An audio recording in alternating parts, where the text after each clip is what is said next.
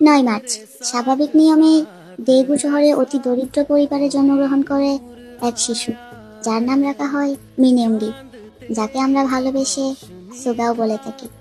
এই সেই সুগা, যে কিনা জীবন যুদ্ধে বারবার হেরে যাওয়ার পরেও হাল ছেড়ে দেয়নি কখনোই।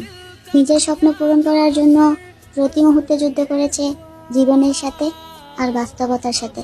ভাবতেই অবাক লাগে, একটা সময় এই মানুষটাকে স্বপ্ন পূরণ করার জন্য ছাড়তে হয়েছিল পরিবার, বাসের টিকিট কিংবা খাবার, যে কোনো একটা বেছে নিতে হতো তাকে। একটা পর্যায়ে তার এই লড়াই শুধু স্বপ্ন পূরণের লড়াই ছিল না, এটা হয়ে গিয়েছিল বেঁচে থাকারও লড়াই।